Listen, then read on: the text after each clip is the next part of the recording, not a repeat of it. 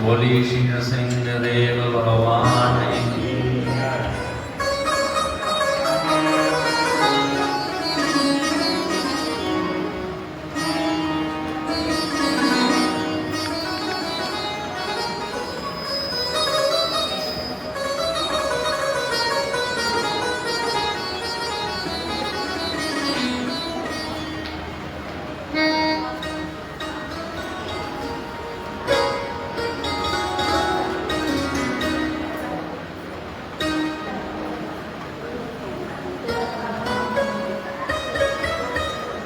भक्तवांछा कल्पतरु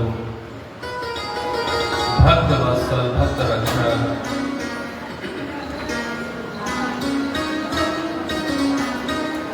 लक्ष्मीपति श्री नृसिंहदेव भगवान की महती अनुकंपा से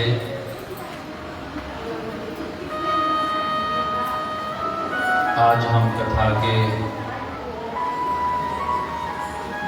चतुर्थ दिवस में अथवा चौथे दिन में प्रवेश कर रहे हैं।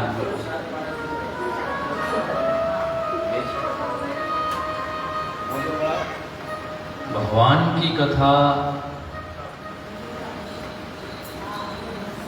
बहुत ही मंगलमय है।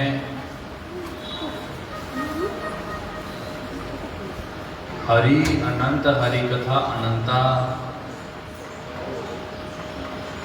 जिस तरह भगवान स्वयं अनंत हैं, भगवान का कोई आदि और अंत नहीं है, इसी तरह भगवान की कथा भी अनंत है।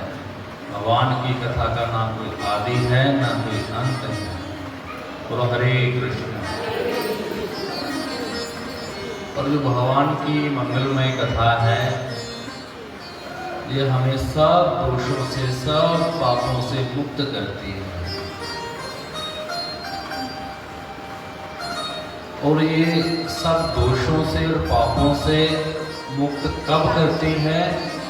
जब हम बिल्कुल सरल भाव से और निष्कपट भाव से भगवान की कथा को श्रवण करते हैं। मन में कोई कपट ना रखते हुए भगवान की कथा को सुनते हैं, तो ही ये भगवान की कथा हमारा मंगल करती है। कैसे? जैसे एक दूध है, किसी कटोरे में दूध है, उस कटोरे भरे जो दूध का जो कटोरा भरा हुआ है, उस दूध को पिएंगे तो क्या होगा? शरीर को ताकत मिलेगी, बुद्धि बढ़ेगी, विवेक बढ़ेगा, है ना। अगर वही दूध को कोई सांप जूठा कर जाता है, तो उसको पीने से क्या होगा? मृत्यु होगी, है ना। सांप का जूठा है वो तो विष समान हो गया। इसी तरह भगवान की ये कथा है, अगर हम मन में उस कपट रूपी सांप को रख के पिए, श्रवण करेंगे, सुनेंगे तो ये मंगल नहीं करेंगे। बिल्कुल निष्कपटता से, सरलता से, सहज भाव से भगवान की कथा को श्रवण करेंगे और केवल भगवान की प्रसन्नता के लिए ही, तो ये निश्चित ही हमारा मंगल करेगा। कल हमने कथा में भगवान की विभिन्न लीलाओं का श्रवण किया, कैसे भगवान ने 12 रूप धारण करके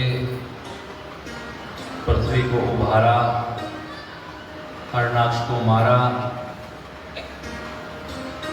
फिर कैसे भगवान ने, ध्रुव जी ने कैसे भगवान की तपस्या करी और 5 वर्ष की छोटी सी आयु में ही भगवान को प्राप्त कर लिया। बोलो हरे कृष्ण।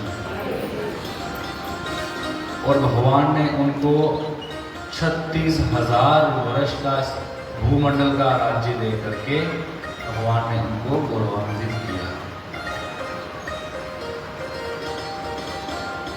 भगवान भक्तों की, तो भगवान का नाम क्या है? भक्त वांछा कल्पतरु। भगवान अपने भक्तों की प्रत्येक वांछा को, प्रत्येक इच्छा को पूर्ण करते हैं, इसलिए भगवान का नाम भक्त वांछा कल्पतरु। भगवान नारद जी पूछते हैं कि हे प्रभु, अगर आपको पाना हो, आपसे मिलना हो, आपसे मिलने का कौन सा ठिकाना है? कहाँ आप सहज रूप से मिल सकते हैं? तो भगवान कहते हैं कि हे नारद जी, ना तो मैं जोगियों के हृदय में रहता हूँ, ना तो वहाँ मिलूंगा, ना तो जो बड़े बड़े ऋषि मुनि तप तपस्या कर रहे हैं, ना तो उनके पास मिलूंगा। बोले फिर कहाँ मिलोगे? बोले यहाँ मेरे भक्त बैठ के हरि नाम कीर्तन करते हैं, जहाँ मेरे भक्त होते हैं, बस मैं उन भक्तों के समूह में ही तुमको मिलूंगा। बोले हरे कृष्णा। क्यों? कि भगवान कहते हैं कि भक्त जो हैं ये मेरे प्राण हैं, मुझे लक्ष्मी भी इतनी प्रिय नहीं है जितने प्रिय मुझे मेरे भक्त हैं। क्यों इतने प्रिय क्यों हैं मुझे अपने भक्त? क्योंकि मेरे कारण अपने तन मन की कोई सुधि नहीं रखते, अपने तन मन से मेरी सेवा करते हैं और मेरे खातिर अपने कुल खानदान को भी भूल जाते हैं। तो मैं भक्तों का ऋणी हो जाता हूँ। हे नारद जी, जब मेरे भक्त चलते हैं तो मैं उनके पीछे पीछे चलता हूँ। क्यों? क्योंकि जब भक्त चलते हैं, उनके चरणों की धूलि जब उड़ उड़ के मेरे शरीर पे पड़ती है, तो मैं अपने आप को धन्य मानता हूँ, मैं अपना आप का सौभाग्य मानता हूँ। कितने करुणामय दयालु भगवान हैं, भक्तों को कितनी बड़ी उपाधि दे दी भगवान ने। भगवान ने अपने से भी ऊंची उपाधि अपने भक्त को दी। भगवान ने कितने कितने असंख्य असंख्य भक्त हुए भगवान के। भगवान ने अपने कितने कितने भक्तों के लिए क्या कुछ नहीं किया। भगवान ने भक्तों के लिए नौकर भी बने, चाकर भी बने, भक्तों के लिए ड्राइवर भी बने, रथ भी चलाया भगवान ने। नरसिंह भगत जी के यहाँ की बेटी का भात भी भरा भगवान ने जाके। भगवान जो भक्त हैं वो भगवान के प्राण हैं, प्राण। भक्तों के बिना भगवान एक पल भी नहीं रह सकते। इसीलिए शास्त्रों में भगवान की तो महिमा है ही है, तो भगवान से भी कहीं ज्यादा महिमा भगवान के भक्त की है। अगर हम अपना उद्धार चाहते हैं, अपना मंगल चाहते हैं, तो हमें भगवान को नहीं पकड़ना चाहिए, पहले भगवान के भक्त की शरण ग्रहण करनी चाहिए, तो ही भगवान हमारा मंगल करेंगे सीधे। अब देखो, शूर्पणखा जो है भगवान के पास गई है ना, भगवान को पकड़ना चाहा उसने कि आज मुझसे शादी कर लो। भगवान ने क्या किया? उसकी इच्छा को पूरा किया। क्या किया भगवान ने? भगवान ने उसकी नाक कान काट दिए, है ना। तो उसने क्या किया? उसने सीधे भगवान के पास चले गई, सीधा भगवान को पाना चाहा, भगवान उसको नहीं मिले। अब दूसरी ओर देख लो, शबरी जी हैं, गुरु ने कह दिया, अपने गुरु का आश्रय ग्रहण किया, भगवान के भक्त का आश्रय ग्रहण किया, और कह दिया कि इसी पंपा सरोवर पे रहना, भगवान राम राम करते रहना, तुझे कहीं जाने की जरूरत नहीं, भगवान ही तेरे पास आएंगे। तो भगवान आए कि नहीं आए उसके पास? भगवान चल के उसके पास आए, उसके पास तो आए ही आए, भगवान ने उसके जूठे बेर भी खाए।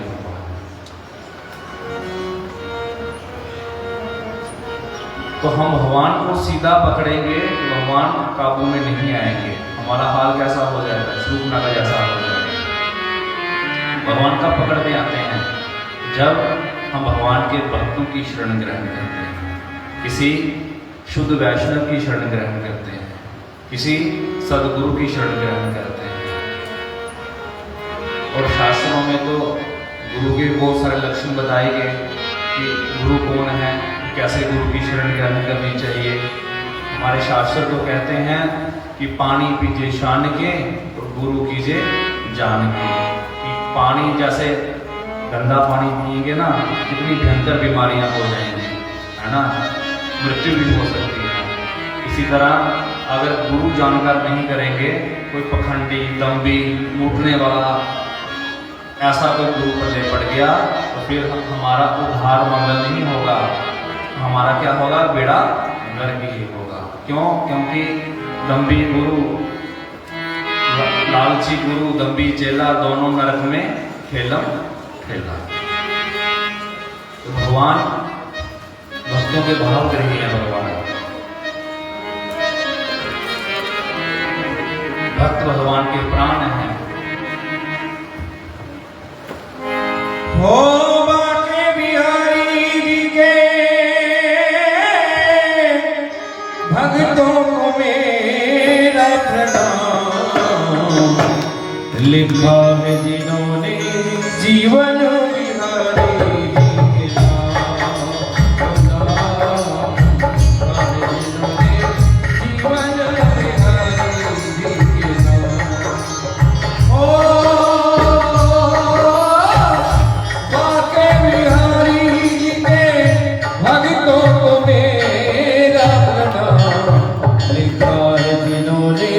जीवन बिहारी जी के नाम, हो नाम लिखा है जिन्होंने जीवन बिहारी जी के नाम।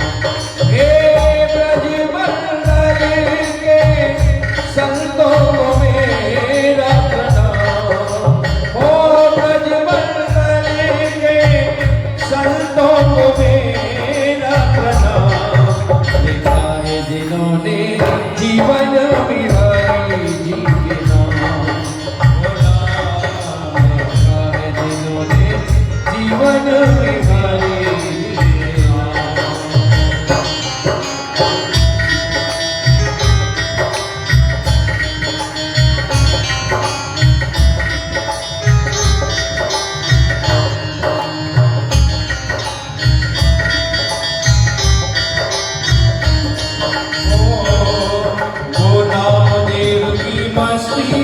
बैठा है भुला के हस्ती, ओ नामदेव की मस्ती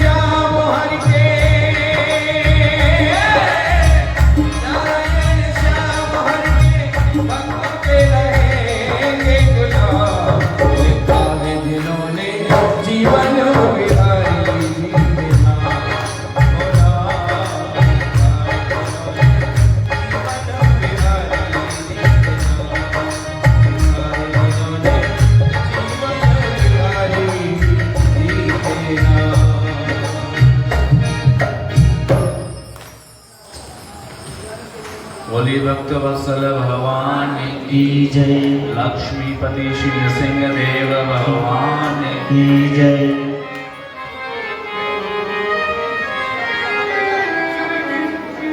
बोले भागवत जी में कथा आती है,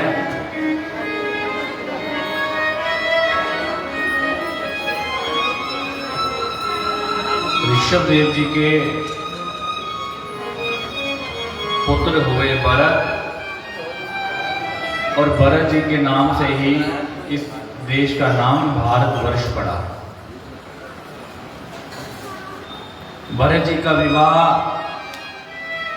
विश्वरूप की बेटी पंचजनी से हुआ, और भरत जी को 5 पुत्रों की प्राप्ति हुई।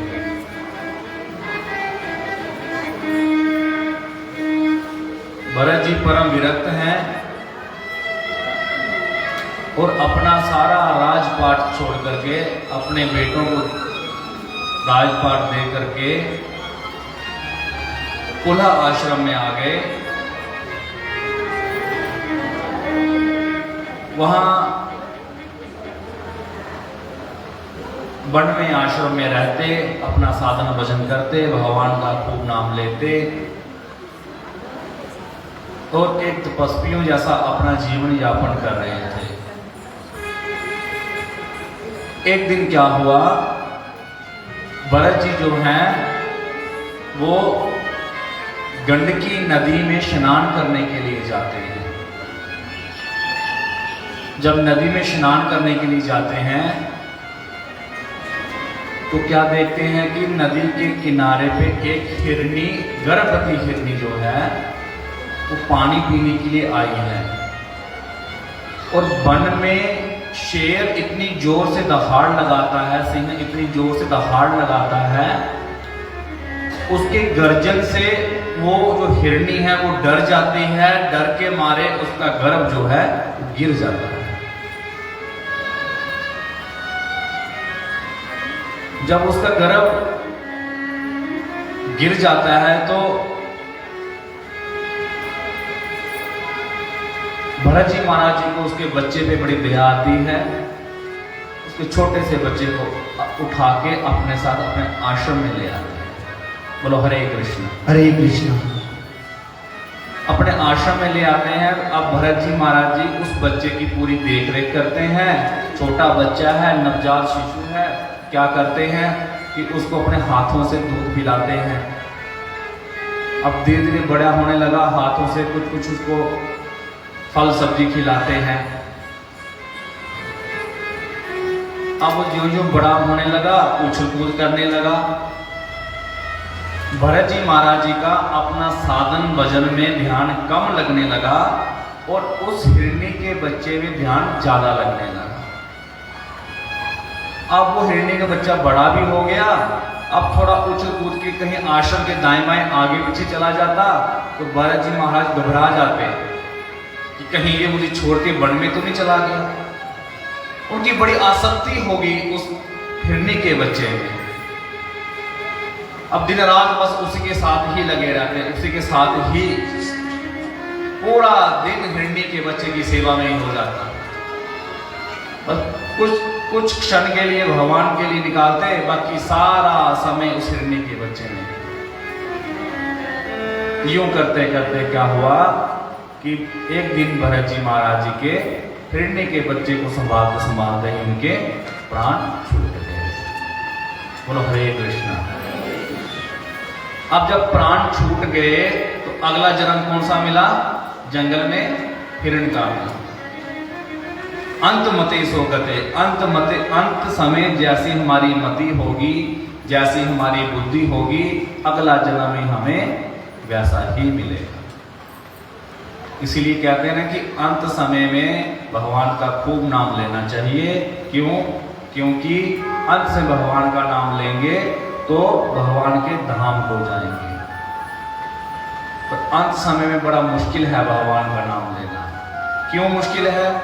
क्योंकि जवानी के समय तो लिया नहीं, तो वो अभ्यास ही नहीं है, वो प्रैक्टिस ही नहीं है कि भगवान का नाम ले।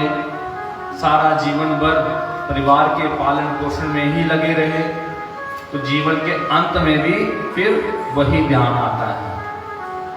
पूरे जन्म जो हमने कुकर्म किए, सत्कर्म को छोड़ दो, जितने भी कुकर्म किए पूरे जीवन भर, अंत समय वो सारे कुकर्म सब फिल्म सामने घूमती हैं सारी। अब भरत जी महाराज जी क्या हुआ कि हिरण बन गए और अपना पिछला जन्म पूरा याद है। भगवत कृपा से उस जोनी से छूटे, अगला जन्म फिर एक ब्राह्मण के घर में हुआ। अब जब ब्राह्मण के घर में जन्म हुआ तो भरत जी महाराज जो हैं कुछ नहीं बोलते, कुछ नहीं करते। क्यों? क्योंकि पिछला सब याद है भगवत कृपा से कि पिछले ऐसा जन्म था, तब मैं भरत था और हरणी के बच्चे में आसक्ति हो गई। अगला जन्म मुझे जंगल में हिरण का मिला। अब इस जन्म में किसी आसक्ति में नहीं फंसना है मुझे।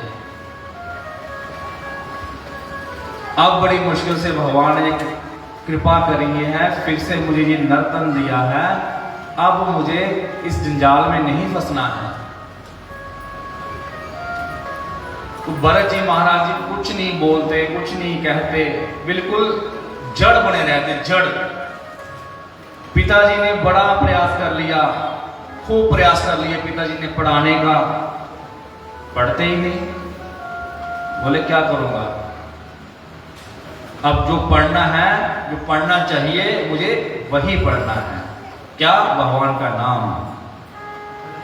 ये संसारिक पढ़ाई पढ़ के अब दोबारा संसार में नहीं फंसना। तो पिताजी ने बड़ा जोर लगाया, कोई बात नहीं बनी। अच्छा बोले नहीं पढ़ना तो कोई काम धंधा करो। बड़ा जोर लगाया, कोई काम धंधा भी नहीं करते। तो बोले तू है ही जड़मती, जड़ बुद्धि का है, तू जड़ है। तो भरत जी का नाम ही जड़ भरत हो गया। बोलो भरत जी महाराज की। अब पिताजी ने बोला कि नहीं कोई काम करना, तो ऐसा कर खेत में जा, थोड़ी फसल की ही रखवाली कर ले। तो वहां भी बैठे भगवान का नाम ले रहा है, मस्ती ले रहा है भगवान के नाम की।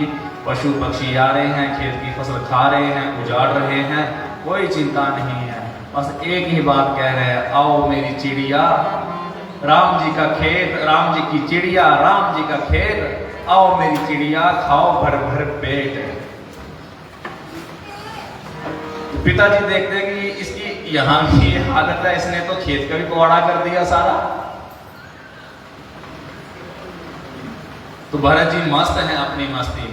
अब संसार में कहीं किसी में आसक्ति नहीं होनी, आसक्ति नहीं करनी। क्यों? क्योंकि फिर से आसक्ति हो जाएगी, प्राण छूट जाएंगे, फिर कहीं वही 84 वाला जंजाल ना पड़े। इसलिए भरत जी महाराज जी जो हैं वो बिल्कुल किसी भी आसक्ति में नहीं है, कुछ भी नहीं, संसार की ओर ध्यान ही नहीं है, संसार की ओर मन ही नहीं है। मन कहाँ लगा हुआ है? केवल केवल भगवान के नाम में, केवल भगवान में ही सारी अपनी मति को लगाया हुआ है। कोई कार्य नहीं, कोई क्रियाकलाप नहीं, केवल मात्र भगवान का नाम।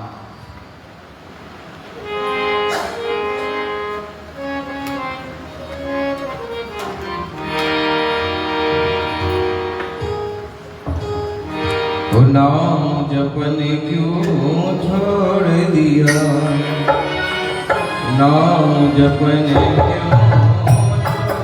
दिया, नाम जपने छोड़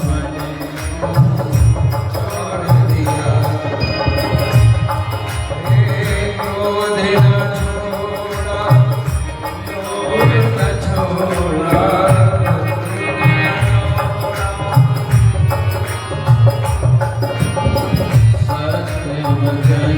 क्यों छोड़ दिया, सत्य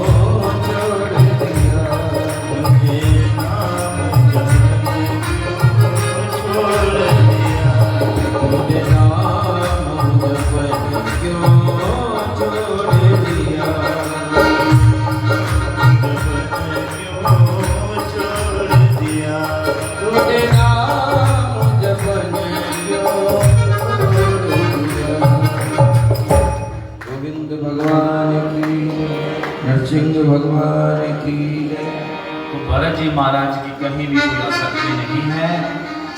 क्यों? क्योंकि पिछले जन्म में सब कुछ देख लिया है। देखो, जो जल में प्राणी रहते हैं उनकी कितने प्रकार की जोड़ियां हैं। जो जल में पानी में जंतु रहते हैं, जो 9 लाख प्रकार की जोड़ियां जो हैं, जो जल में रहती हैं, पानी में रहती हैं, नदी तालाबों समुद्रों में रहती हैं, कितनी जोड़ियां हैं वो? 9 लाख प्रकार की। फिर उसके बाद 20 लाख प्रकार की कौन सी जोड़ियां हैं? ये जो पेड़ पौधे जो हैं, वृक्ष हैं, जो कितने प्रकार के हैं? ये 20 लाख प्रकार की जोड़ी हैं।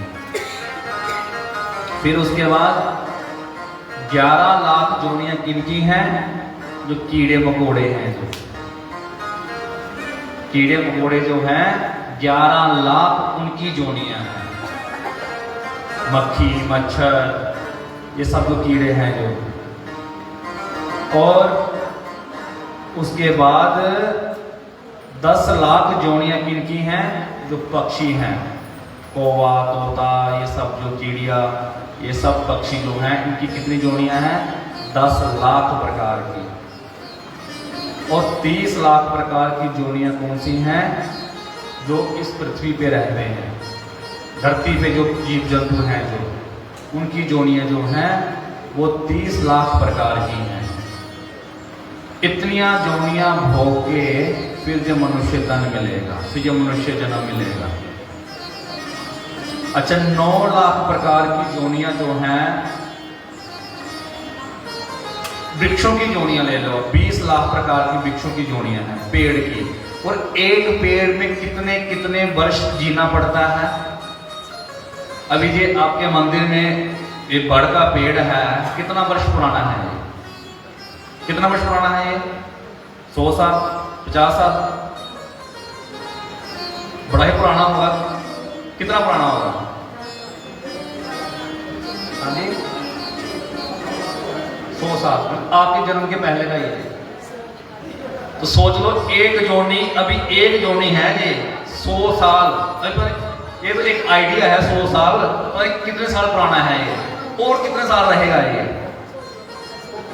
तो एक बार अभी एक जोड़ी है, अभी ऐसी 20 लाख जोड़ी और हैं पेड़ों की ही।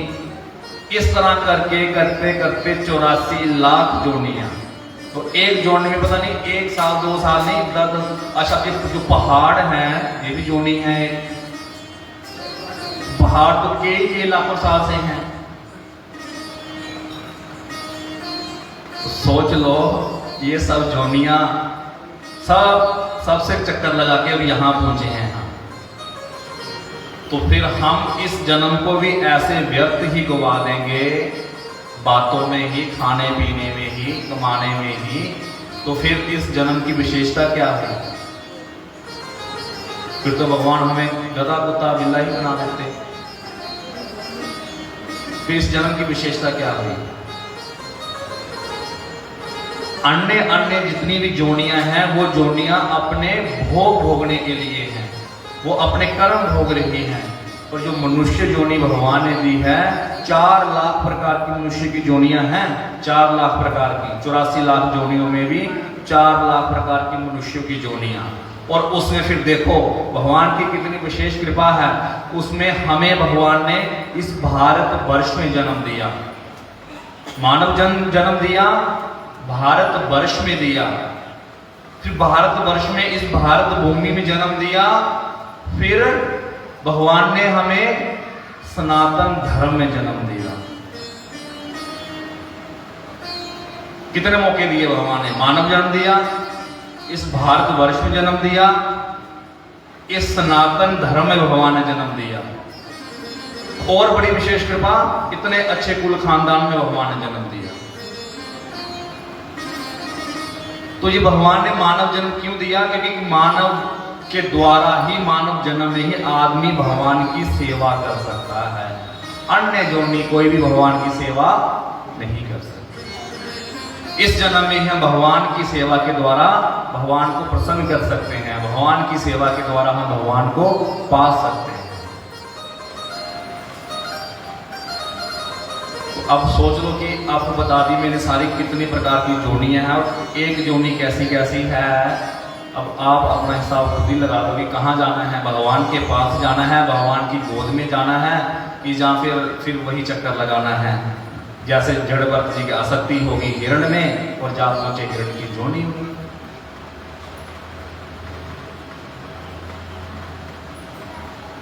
अब ये हमारे हाथ में है। भगवान ने जो करना था कर दिया, अब भगवान ने कुछ नहीं करना। अब कई लोगों को बोलो ना चलो वृंदावन चलते हैं, चलो भगवान के, नहीं जी अभी भगवान ने बुलाया ही नहीं है, भगवान बुलाएगा तब जाएंगे। भगवान ने कोई चिट्ठी थोड़ी ना, फोन थोड़ी करना मोबाइल में, कहा जी चलो जी उठो वो तैयार सवेरे जाना है वृंदावन, आइए सवेरे में बैठे हैं टिके करना उठे बैठिए। भगवान तो सबके लिए बुझाएं खिला के बैठे हुए, सबको बुला रहे हैं भगवान। भगवान ने किसी को मना थोड़ी किया है कोई। जो हमारे जो पाप कर्म हैं, जो हमारे पाप बंधन जो हैं, यही हमें भगवान की ओर नहीं बढ़ने दे रहे। बोलो हरे कृष्णा। हरे कृष्ण।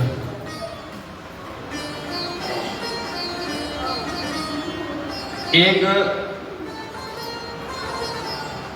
बहुत बड़ा अंग्रेज था जो बहुत बड़ा इंजीनियर था, सच्ची बात बता रहा हूं आपको मैं, सत्य घटना बिल्कुल।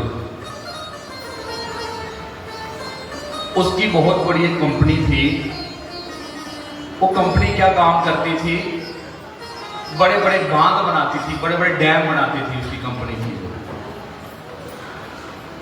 और वो उस कंपनी का मेन आदमी था और उनको यहाँ भारत में एक बहुत बड़ा प्रोजेक्ट मिला उनको डैम बनाने का, बांध बनाने का। और उस कंपनी ने सारी ड्यूटी लगा दी उसकी, ये सारा जो प्रोजेक्ट है तेरे जिम्मे है, तूने कंप्लीट करना है कैसे भी कर। बड़ी बड़ी कंपनियां आई, सब हार गई, अब ये तेरी बारी है, हमें हमारी कंपनी का नाम खराब नहीं होना चाहिए। अब वो जो अंग्रेज था वो बेचारा लगा अपने काम में, जो कंपनी के वर्कर सब काम कर रहे हैं, सब काम कर रहे हैं, सब काम पूरा हो गया, बांध बन गया, डैम बन गई पूरी, सारा काम ओके हो गया, डैम में पानी भी छोड़ दिया, सब ओके हो गया, सब और जय-जयकार हो गई। अब कंपनी ने उसको बहुत बड़ा एक इनाम देना था। वो रात के समय खाना खा के टहलने के लिए गया बाहर, तो उसने क्या देखा,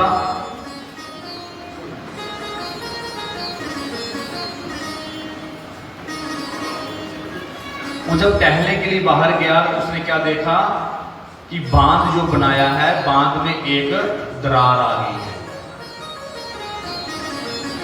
उसने पीछे से पानी बंद करवाया और बड़ा चिल्लाया कि जब बांध टूट जाएगा तो हजारों लाखों लोग मर जाएंगे।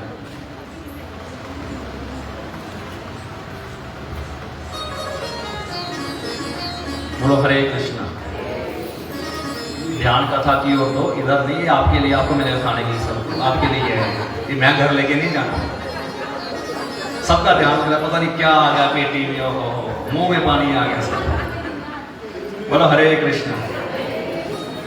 ये भगवान का प्रसाद है आप सबके लिए। अब उसने क्या देखा कि बांध में दरार आ गई है, बांध टूट जाएगा, लाखों असंख्य लोग मर जाएंगे। उसने क्या किया कि देखा कि दूर कुछ लोग इकट्ठे हैं और बड़े ढोल नगाड़े बज रहे हैं। राधा रानी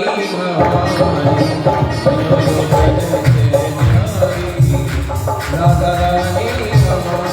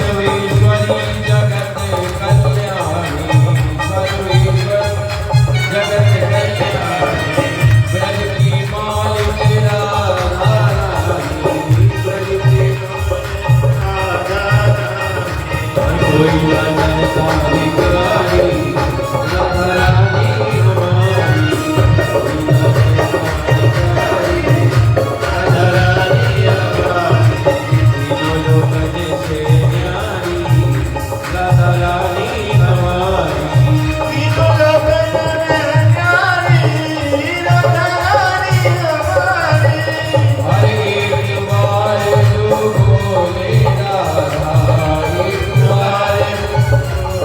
राधा जन्म मरण की मिट जाए प्यारा जन्म मरण की मिट जाए ओ मिट जाए प्यारा मिट जाए प्यारा मिट जाए प्यारा इनकी चरण बलिहारी राधा रानी हमारी इनके चरण बलिहारी राधा रानी तीनों लोगन से न्यारी राधा रानी हमारी तीनों लोगन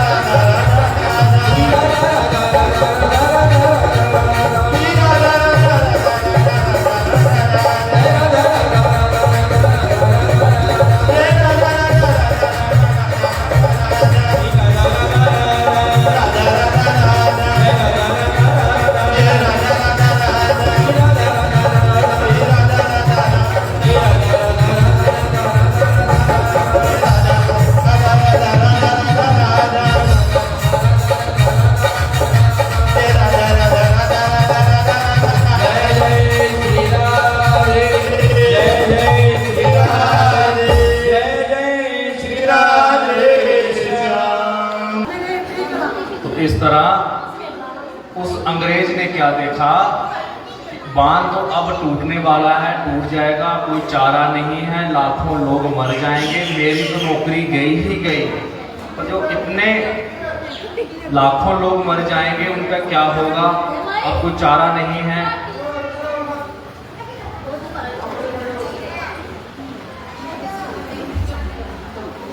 तो उसने क्या किया, बांध पे खड़ा था, जब उसने दूर देखा कि कुछ लोग ढोल बाजे के साथ कुछ पूजा कर रहे हैं। अब वो अंग्रेज टहलता टहलता उनके पास पहुंचा, पूछा भी क्या कर रहे हो तुम लोग। बोले ये हमारे कुल की देवी है, इनका नाम सीता है, और हमने कुछ मन्नत मांगी थी, वो मन्नत हमारी पूरी हो गई। अब हम देवी का धन्यवाद करने के लिए आए हैं, वो मन्नत चढ़ाने के लिए आए हैं। अब यहाँ हम अपनी खुशी, अपनी जो हमारी खुशी है वो देवी को हम यहाँ जाहिर करेंगे, प्रसाद चढ़ाएंगे, भंडारा करेंगे। बोले अच्छा, तुम्हारी देवी सब बातें सुनती है, मानती है। बोले हाँ। बोले जो सीता देवी है, इनके जो पति हैं भगवान राम हैं और देवर लक्ष्मण जी हैं, और उन्होंने रावण को मारा, कुंभकर्ण को मारा, ऐसे ऐसे अहल्या को तारा उन्होंने इस तरह भगवान की थोड़ी महिमा बताई। उस अंग्रेज ने बोला चलो मेरा क्या जाता है, मैं भी प्रार्थना कर लेता हूँ। उस अंग्रेज ने भगवान के आगे माथा टेका, सीता देवी के आगे, कि ऐसे ऐसे जो बांध बना है बच जाए, लोगों की जान बच जाए, मेरा कुछ नहीं, मेरी जान चले जाए कोई बात नहीं, मेरे प्राण चले जाए कोई बात नहीं, नौकरी चले जाए कोई बात नहीं, इतने जो लाखों जीव मारे जाएंगे, निर्दोष लोग मारे जाएंगे, इनका क्या होगा, इनको बचा लो आप। अगर ये बच जाएंगे तो मैं अपना जीवन सारा आपको ही समर्पित कर दूंगा। बोलो हरे कृष्णा। तो उन्होंने क्या देखा, अगले दिन जब बड़ी टेंशन में थे, बड़ी परेशानी में थे, अब बांध का काम भी हो गया हुआ है। एक दिन जो ऊपर से टीम आई थी, इस टीम ने पूरा उसको ओके करना था सारा कि हाँ ठीक है अब ओके है, पानी छोड़ो। अब जब टीम आई, पानी छोड़ा गया, उसने बोला आज तो कुछ नहीं होने वाला, पानी छोड़ रहे हैं ऊपर से, तो आज तो बांध टूटेगा, लोग तो मरेंगे, मैं भी साथ ही मरूंगा जाके, अब मेरा बचने का कोई साधन नहीं है। वो अभी बांध के ऊपर खड़ा हो गया जाके, जब बांध के ऊपर खड़ा हो गया जाके, पानी छोड़ दिया ऊपर से, तो उसने क्या देखा कि नीचे, ऊपर बांध के खड़ा है और नीचे क्या देखा, जहां बांध पे दरारें आई हैं, उसने क्या देखा, बड़े सुंदर सुंदर दो राजकुमार बांध को लीप रहे हैं, उस बांध को लीप रहे हैं, सुंदर सुंदर, एक श्याम वर्ण का, एक गोर वर्ण का, सिर में मुकुट धारे हैं और हाथों में उन्होंने धनुष लिए हुए हैं। अब उस अंग्रेज को तो पता नहीं ये कौन है, वो चिल्लाता हुआ भागा वहां से नीचे, अरे पीछे हट जाओ, बांध टूट जाएगा, तुम लोग बह जाओगे, मर जाओगे, हट जाओ पीछे। जब वो बांध से उतर के नीचे तक आता, तब तक वहां कोई था ही नहीं। इतने में गांव के लोग थे, उसने बोला कि ऐसे जहां कोई दो लोग थे बांध को लीप रहे, देखो बांध तो ये दरार आई थी, ये सारी दरार कहाँ गायब होगी, कैसे ठीक होगी। बोले क्या हुआ, बोले ऐसे दो लड़के थे, बड़े ही सुंदर थे, इतने सुंदर कि लाजवाब थे वो, और उनके शरीर का इतना दिव्य तेज था, और हाथों में धनुष बाण लिए हुए थे, और अपने हाथों से इस बांध को लीप रहे थे। गांव के जो लोग थे उसके पांव पड़ गए, उसको अपने कंधों पे उठा लिया, बोले अरे तू धन्य है, ये कोई और नहीं, स्वयं जानकी नाथ और लक्ष्मण जी थे। बोलो भक्त वत्सल भगवान की। तो ये बात कोई पुरानी बात नहीं है, ये अभी की बात है, 60-70 साल की पुरानी बात है। तो जब हम भगवान की शरण जाते हैं, सरल हृदय से भगवान को पुकारते हैं, तो भगवान हमारी बात को सुनते हैं, भगवान हमारी बात को मानते हैं। इसी तरह जड़भरजी की कथा हुई। जड़भरजी का राजा रहुगण का जो पालकी थी लेके जा रहे थे, और पांव में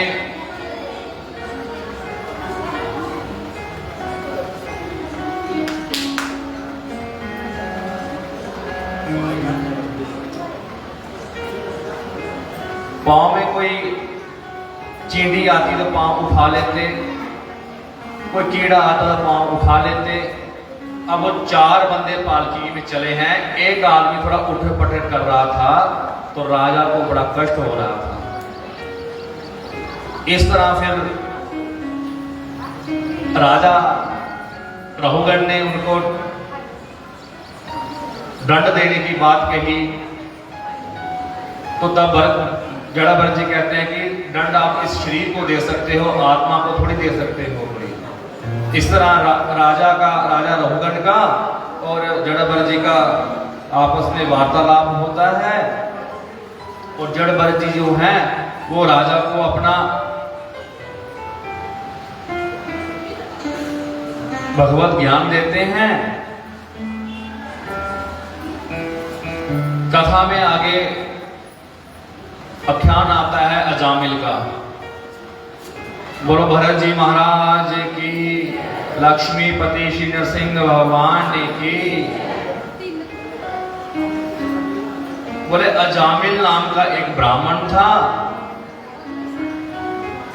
बड़ा ही वेद पाठी और धर्मपरायण ब्राह्मण था, और भगवान की भक्ति करने वाला था।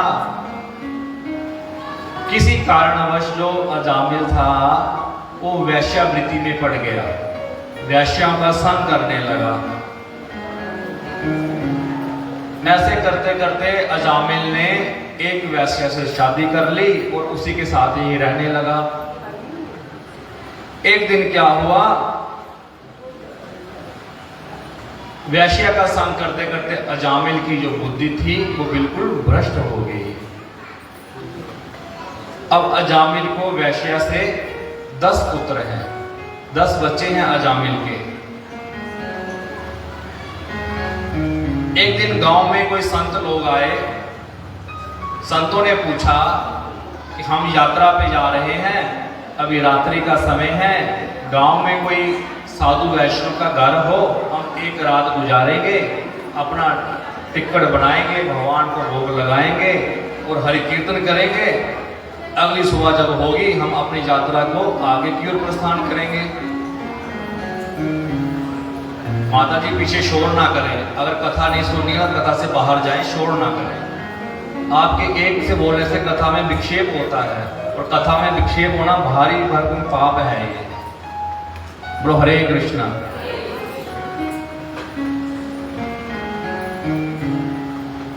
अब गांव के कुछ मनचले लोग थे, उन्होंने अजामिल का मजाक बनाया।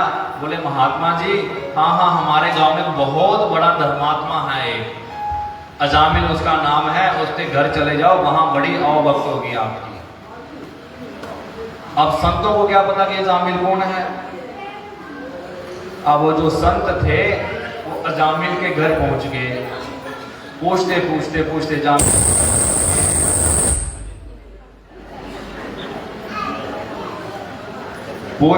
अजामिल के घर पहुंचे। जैसे ही दरवाजा खटखटाया, बोले अजामिल का घर यही है? बोले हाँ बिल्कुल जी, अजामिल का घर यही है। बोले हम इतनी दूर से संत लोग आए हैं, रात्रि विश्राम करेंगे, सुबह यात्रा को आगे की ओर चलेंगे, हमें रात्रि विश्राम के लिए जगह चाहिए। अजामिल ने देखा कि चलो सारा जीवन भर तो पाप कर्म ही किया है, इसी बहाने से संतों की सेवा हो जाएगी। संतों की अवभगत करी अजामिल ने, और अजामिल की पत्नी ने संतों की बहुत सेवा करी। संतों ने स्नान किया, संतों को अन्न वगैरह दिया गया, संतों ने उस अन्न से भगवान का भोग बनाया, भगवान को भोग लगाया, खुद भी खाया और अजामिल के परिवार को भी खिलाया। और संत लोग जो थे वो भगवान के कीर्तन में मस्त हो गए। अब करते करते करते करते सुबह हो गई। अब संतों के जाने का समय हुआ।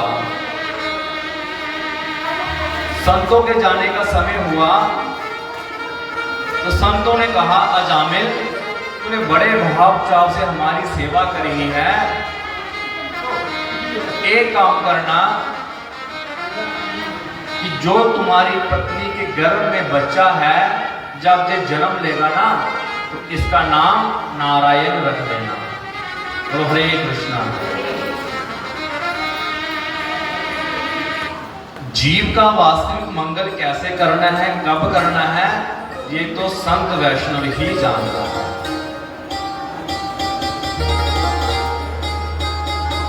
अब संतों को पता है कि अजामिल के कितने भारी पाप हैं कि वो भगवान का नाम तो ले नहीं पाएगा। तो बच्चे का नाम रख देंगे नारायण, तो बच्चे को बुलाएगा, कम से कम किसी बहाने तो भगवान का नाम लेगा, और किसी बहाने भगवान का नाम लेने से इसका नामाभास हो जाएगा। नामाभास होने से इसका कुछ तो कुछ मंगल हो ही जाएगा। बोलो हरे कृष्णा। तो अब अजामिल के घर बच्चा हुआ, संतों के कहने पे उसका नाम रखा गया नारायण। अजामिल वृद्ध अवस्था में है, खाट पे पड़ा हुआ है, किसी भी चीज की जरूरत होती है तो क्या आवाज लगाता है, नारायण पानी देना, नारायण दवाई देना, नारायण लो मुझे खाना खिला दो, नारायण लो मुझे उठा दो, नारायण मुझे नहला दो। घर का छोटा बच्चा है, बहुत प्रिय है, इसलिए अजामिल दिन रात नारायण नारायण की ही रट लगाए रखता है, अपने बच्चे को ही पुकारता रहता है। और हरे कृष्णा। ऐसे करते करते एक दिन क्या हुआ, अजामिल का अंत समय आ गया। अब अजामिल का अंत समय आया, बड़े भयानक जमदूतों ने अजामिल को घेर लिया और बड़े बड़े हथियारों से जामिल के ऊपर प्रहार करने लगे। और जैसे ही अजामिल ने डर के मारे आवाज लगाई अपने पुत्र को, नारायण बचाओ, नारायण बचाओ, नारायण बचाओ। जैसे ही नारायण नाम का उच्चारण किया, तत्क्षण ही भगवान नारायण विष्णु के दूत वहां आ पहुंचे और अजामिल की जमदूतों से रक्षा करने लगे। बोले, हे जमदूतों, तुम जहां से हट जाओ, जहां से दूर चले जाओ, इस प्राणी के ऊपर तुम्हारा अधिकार नहीं है। क्यों? क्योंकि इसने अंत समय नारायण के नाम को पुकारा है, इसके ऊपर हमारा नारायण दूतों का अधिकार है। अब जमदूतों में और नारायण दूतों में भयंकर लड़ाई होने लगी। बोले, इसने तो सारे जीवन भर भगवान का नाम ही नहीं लिया, कोई दान पुण्य नहीं किया, कोई अच्छा कर्म ही नहीं किया। बोले, हमें नहीं पता, पर इसने अंत समय हमारे स्वामी को, हमारे भगवान को पुकारा है, और जिसने हमारे भगवान को पुकारा है उसकी रक्षा करना हमारा धर्म है। बोलो हरे कृष्णा। इसी तरह जो यम के दूत थे, उनका सारा तेज क्षीण होता गया। जमराज जी अपने दूतों को कहते हैं कि जो प्राणी भगवान कृष्ण का नाम लेता है, भगवान कृष्ण के नाम का कीर्तन करता है, अपने गले में तुलसी धारण करता है, मस्तक पे ये वैष्णव तिलक धारण करता है, तुम्हारा उसके ऊपर, तुम्हें उसको लेने जाना दूर की बात है, उसकी ओर देखने का भी तुम्हारा कोई अधिकार नहीं है। बोलो हरे कृष्ण। हरे कृष्ण। इस तरह अजामिल का उद्धार होता है। विष्णुदूत जो हैं वो अजामिल जी को अपने साथ भगवत धाम ले जाते हैं। अजामिल का उद्धार होता है। कैसे उद्धार होता है? नारायण नाम लेने से। नाम किसका लिया? बेटे का। आया कौन? भगवान के दूत, भगवान के गण, भगवान के पार्षद। हरि ओम नमो नारायण, हरि ओम नमो नारायण, हरि ओम नमो नारायण, हरि ओम नमो नारायण, हरि ओम नमो नारायण, हरि ओम नमो नारायण, श्रीमन्नारायण नारायण हरि हरि। सब गाइए, नारे गाइए। श्रीमन्नारायण नारायण हरि हरि हरि हरि, नारायण नारायण हरि हरि हरि हरि, श्रीमन्नारायण नारायण हरि हरि, भगवन्नारायण नारायण हरि हरि।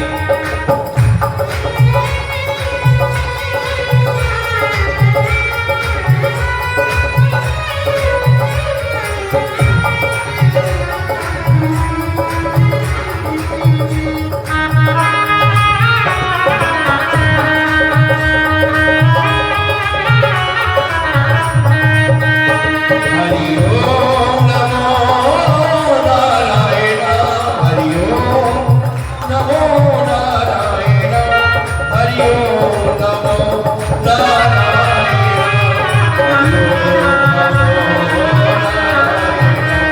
हरि ओम नमो नारायण, हरि ओम नमो नारायण नारायण हरि हरि, श्रीमन्नारायण नारायण, ओ श्रीमन्नारायण नारायण हरि हरि, भगवन्नारायण नारायण, हे श्रीमन्नारायण नारायण हरि हरि, ओ नारायण नारायण हरि हरि,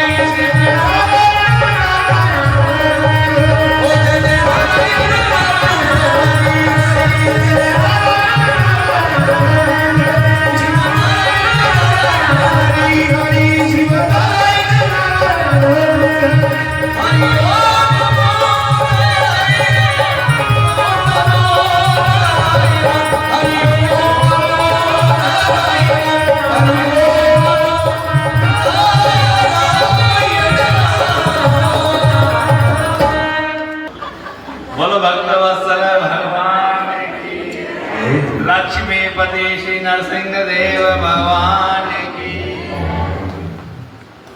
इस तरह भगवान ने नारायण नाम लेने मात्र से अजामिल का उद्धार कर दिया। बोले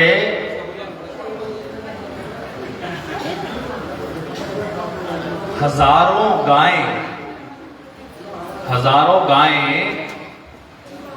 और गाय के सींग सोने से जड़ित हों, गाय के सींग सोने से जड़ित हों और गाय के जो खुर हैं वो चांदी से जड़ित हो और गाय की पीठ के ऊपर रत्नों जड़ित चद्दर हो, ऐसी हजारों नहीं लाखों गायें दान करने का जो फल है और सुमेरु पर्वत के पहाड़ के ऊंचा इतना ढेर सोना दान करने का जो फल है, सुन रहे हो ध्यान से सभी, वो जो फल है उससे भी कहीं गुना श्रेष्ठ फल है एक बार नारायण बोलने से, एक बार गोविंद बोलने से। बोलो हरे कृष्णा। सोचो कलयुग में भगवान ने हमें कितनी फैसिलिटी दे दी, कितना सरल रास्ता कर दिया भगवान ने। भगवान को मालूम है कि कलयुग के जीव ना तो इतनी गाय दान कर सकते हैं, ना इतना सुमेरु जितना पहाड़ जितना सोना दान कर सकते हैं, तो इनका उद्धार कैसे होगा। तो भगवान ने अपने नाम में अपनी भरपूर शक्ति भर दी। भगवान के नाम में और भगवान में कोई अंतर ही नहीं है। तो एक बार गोविंद कहने से, एक बार नारायण कहने से जो फल है, दुनिया के जितने भी पुण्यों के फल है सब उसके आगे तुच्छ है। बोलो हरे कृष्णा हरे कृष्णा। इसलिए बार बार कथा में आपसे हरे कृष्ण बुलाते रहते हैं। बोलो हरे कृष्णा हरे कृष्ण। इस तरह परीक्षित जी पूछते हैं, हे सुखदेव जी, आप कहते हैं कि भगवान तो समदर्शी हैं, भगवान तो सबको एक जैसा देखते हैं, भगवान के लिए सब एक समान है, किंतु मुझे लगता है कि भगवान तो देवताओं को पक्ष लेते हैं, मुझे तो लगता है कि भगवान दैत्यों को संहार करते हैं। तभी सुखदेव जी कहते हैं, हे राजन, जब भगवान ने शिशुपाल का वध किया था तो यही प्रश्न युधिष्ठिर जी ने नारद जी से किया था। तभी नारद जी ने युधिष्ठिर जी को भक्त प्रहलाद जी का चरित्र बड़ा विस्तार पूर्वक सुनाया। बोलो हरे कृष्णा हरे कृष्ण। बोले जब भगवान ने 12 रूप लेकर के अर्णाक्ष को मारा तो जो दैत्यों की माता है दीति और जो पूरा परिवार है, पूरे परिवार में बड़ी खलबली मच गई। जब पूरे परिवार में बड़ी खलबली मच गई तो जो छोटा भाई था, दीति का छोटा पुत्र था, हिरण्यकशिपु था, जो उसने पूरे परिवार को संतावना दी और मन में बड़ा विरोध रखने लगा, बड़ा वैर रखने लगा कि मेरे भाई को विष्णु ने मारा है, मैं भी विष्णु से बदला लेकर ही छोड़ूंगा। परिवार को संतावना देकर के खुद वन को चला गया, तप तपस्या करने के लिए चला गया। साल 2 साल नहीं, हजारों कई लाखों साल उसने मन में तप किया, इतना कठोर तप किया, इतना कठोर तप किया कि जो उसका शरीर था, शरीर को भी कीड़े मकोड़े खाने लगे। चींटियों ने उसके शरीर में बिंब बना लिए, बिल बना लिए हुए थे। ब्रह्मा जी आए, बोले मांगो क्या वरदान चाहते हो? बोले बस एक ही वरदान चाहता हूं कि मैं किसी से मरूं नहीं। ब्रह्मा जी बोले ये तो मेरे बस की बात नहीं है भाई, एक दिन तो मौत तो मेरी भी होती है, मृत्यु तो मेरी भी होती है, तो मैं ये वरदान नहीं दे सकता।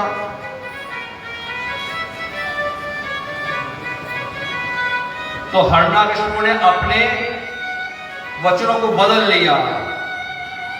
बोले ना मैं दिन को मरूं ना मैं रात को मरूं, ना देव से मरूं ना दानव से मरूं, ना किसी मनुष्य से मरूं ना किसी जानवर से मरूं, ना मैं बाहर मरूं ना मैं अंदर मरूं, ना मैं ऊपर मरूं ना मैं नीचे मरूं, ना मैं किसी अस्त्र से मरूं ना किसी शस्त्र से मरूं। सब बातें कहता कहता थक गया। ब्रह्मा जी ने बोला तथास्तु, ठीक है तुम्हारी इच्छा पूर्ण हुई। ब्रह्मा जी वरदान देके चले गए। उधर क्या था कि हिरण्यकशिपु जब वन में चले गए थे, उनकी पत्नी क्यादु को देवराज इंद्र लेके जा रहे थे। रास्ते में नारद जी मिल गए थे। बोले ये तो हिरण्यकशिपु की पत्नी है, कहां लेके जा रहे हो? बोले ये गर्भवती है, इसके गर्भ में हिरण्यकशिपु का अंश है। जब ये बच्चे को जन्म देगी हम इसके बच्चे को मार देंगे, हमें फिर इसके बच्चे से कोई भय नहीं होगा, फिर हम इसको छोड़ देंगे।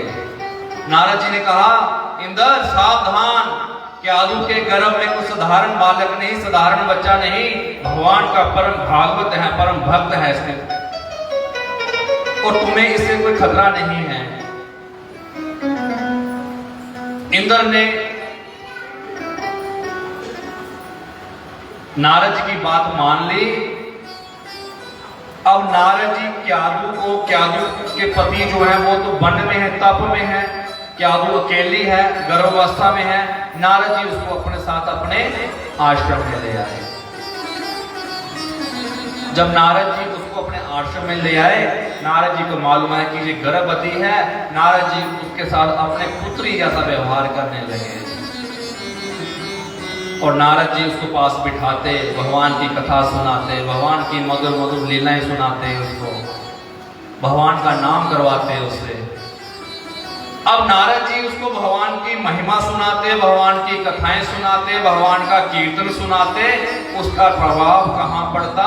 क्यादु के गर्भ में जो बच्चा पल रहा। बोलो हरे कृष्णा। हरे कृष्ण।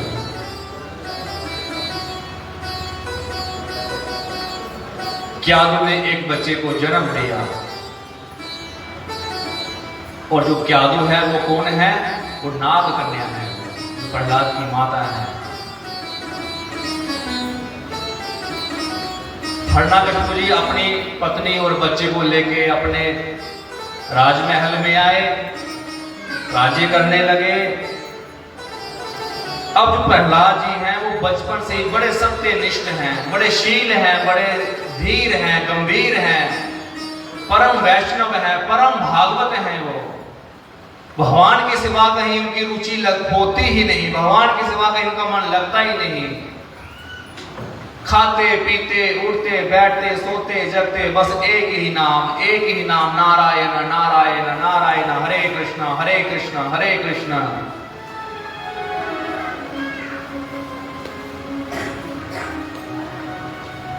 एक बार पिताजी ने क्या किया,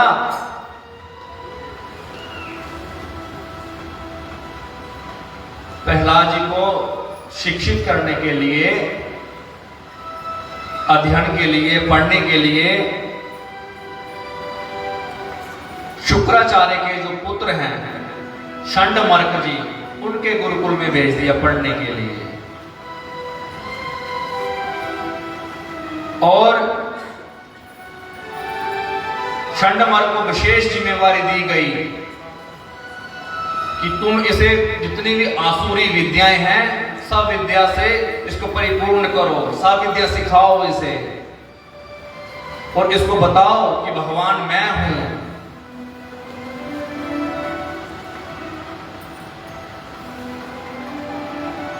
पर वहां होता क्या, सब चीज उल्टी होती वहां पे। गुरुकुल में प्रहलाद जी क्या करते? अध्ययन के समय अध्ययन करते और बच्चों को भी क्या शिक्षा देते कि परम भगवान कौन है? कृष्ण है। बच्चों को भी भगवान के नाम में लगा देते। यहां तक कि उनके प्रहलाद जी के प्रभाव से जो गुरु षंडमार्ग हैं वो भी भगवान का नाम का कीर्तन करने लगते। जब विद्यालय से अवकाश होता, विद्यालय का कार्य पूर्ण होता, तो प्रहलाद जी बच्चों के साथ खेलते नहीं, बैठ के भगवान के नाम का कीर्तन करते।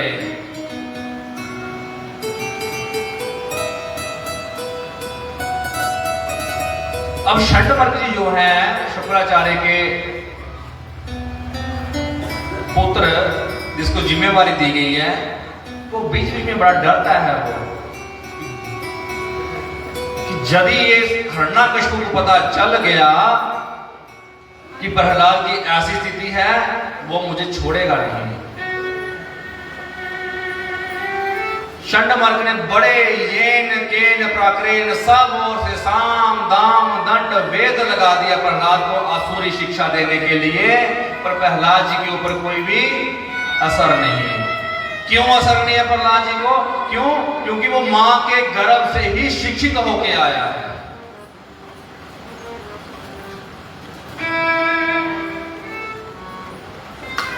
हम लोग क्या कहते हैं? भगवान का भजन कब करना चाहिए? बुढ़ापे में, बेले टाइम करेंगे भगवान का भजन।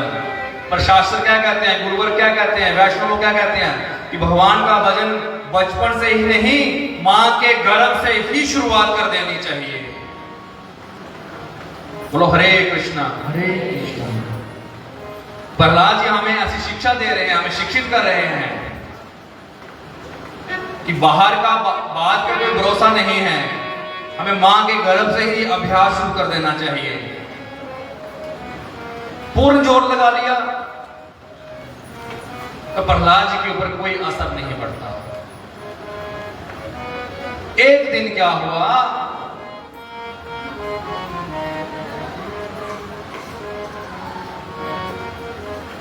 षंडमार्ग जी ने कहा, प्रहलाद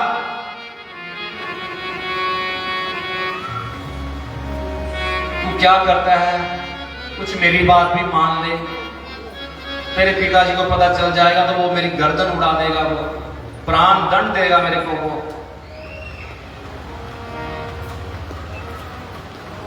तो प्रहलाद जी षंडमार्ग को भी शिक्षा देते हैं कि परम भगवान भगवान है, पिताजी से भय करने का कोई कारण नहीं। अब प्रहलाद जी को क्या हुआ, विद्यालय में छुट्टियां पड़ गई, तो छुट्टियों में घर में आए। अपने घर में आए तो माता ने क्या किया, सुबह कैसे प्रहलाद जी उठे, माता ने बड़ा नहलाया धुलाया, बड़ा सुंदर श्रृंगार किया और पिताजी से मिलने के लिए भेज दिया। बोले जाओ पिता को मिल के आओ। जैसे ही प्रहलाद पिता के पास गया, पिताजी को प्रणाम किया, तो पिताजी ने पूछा, बेटा अच्छा बता, तू विद्यालय में गया था, स्कूल में गया था, क्या शिक्षित होके आया वहां से?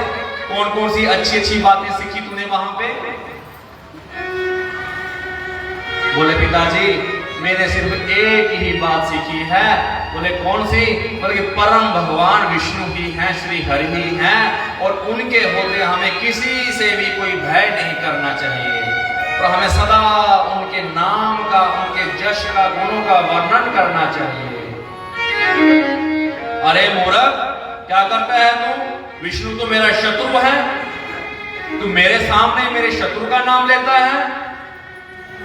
बोले पिताजी भगवान तो अजात शत्रु हैं, भगवान का तो कोई शत्रु ही नहीं है, भगवान तो अजात शत्रु हैं। हिरण्यकशिपु ने बड़े गुस्से से चिल्लाकर प्रहलाद के जो गुरु हैं, शिक्षा देने वाले, षंडमर को बुलाया। अरे षंडमरक इधर आओ। वो बेचारा कामता कामता हुआ पहुंचा। बोले अब गे प्राण, अब नहीं बचता मैं।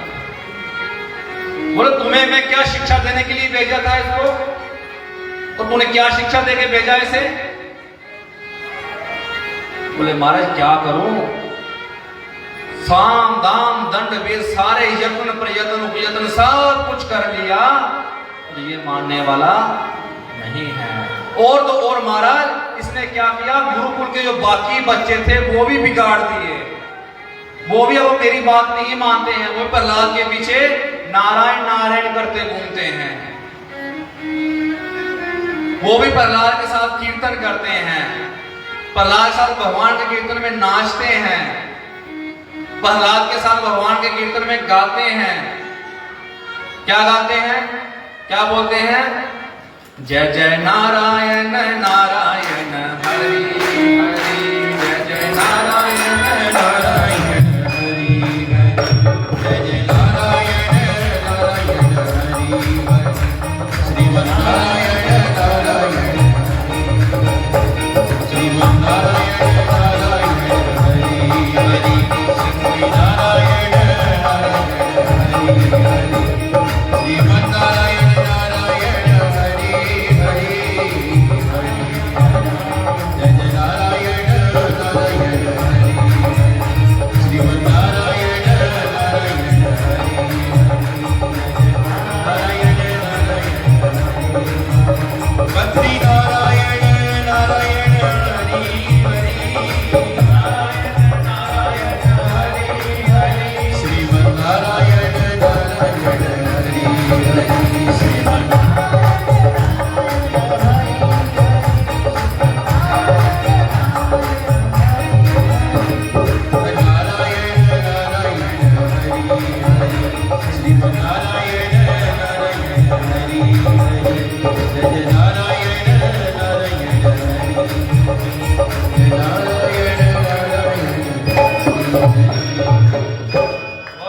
श्रीमन्नारायण नरसिंह देव भगवान की जय। भक्त राशि प्रहलाद महाराज की जय।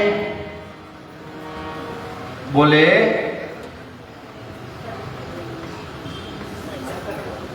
हरणाकश्यप ने पूछा कि अरे प्रहलाद तू किसके बल के ऊपर इतनी बातें करता है, ये कौन तुझे ऐसा बल देता है? तो प्रहलाद जी बोलते हैं पिताजी जहां से बल आपको मिलता है वहीं से बल मुझे मिल रहा है। षंडामर जी थर कांप रहे हैं और महाराज से क्षमा याचना करते हैं और कहते हैं कि प्रभु एक बार तो एक मौका दे दो महाराज जी, एक मौका, अब की बार तो उसको पूरा सुधार के लेके आऊंगा, अब की बार तो इसको पूरा आसुरी शिक्षा से शिक्षित करके लेके आऊं, सिर्फ एक मौका दो। पर प्रहलाद जी के ऊपर फिर भी कोई असर नहीं पड़ता, कोई असर नहीं होता प्रहलाद जी के ऊपर। क्यों? क्योंकि जब वो तो कच्चा गड़ा होता है ना, तो उसको जैसा ही रंग रूप आकार दोगे तो पकने के बाद वो वैसा ही रहेगा, उसमें कोई भी बदलाव नहीं आएगा। अब प्रहलाद जब मां के गर्भ में थे, कच्चे गड़े में, कच्चा गड़ा थे, प्रहलाद मां के गर्भ में थे, तब से ही देव ऋषि नारद ने पूरा रंग रूप आकार दे दिया हुआ। बोलो हरे कृष्णा। हरे कृष्णा। अब पिता का कोई बस न चले, पिता ने आदेश दे दिया। क्या आदेश दिया? कि पहाड़ के शिखर पे चले जाओ और नीचे प्रहलाद को फेंक दो और इसकी मृत्यु हो जाएगी, मर जाएगा और मुझे भी चैन मिलेगा। क्यों? क्योंकि ये दिन रात मेरे शत्रु विष्णु का नाम लेता है। प्रहलाद जी को पहाड़ से फेंका गया, पर प्रहलाद जी का बाल भी बांका नहीं हुआ। प्रहलाद जी को बड़े बड़े भयंकर विषैले सांपों की कोठरी में डाला गया, पर जो विषैले सांप थे वो प्रहलाद जी के गले का हार बन गए। प्रहलाद जी को समुद्र में फेंकवाया गया। बोले एक भारी पत्थर बांध के प्रहलाद जी के साथ इसको समुद्र में फेंक दिया जाए। पर महाराज समुद्र की क्या मजाल थी, भगवान विष्णु के भक्त हैं प्रहलाद, और समुद्र विष्णु के कौन है, ससुर हैं। तो समुद्र कुछ बिगाड़ पाता उनका? बिल्कुल भी नहीं।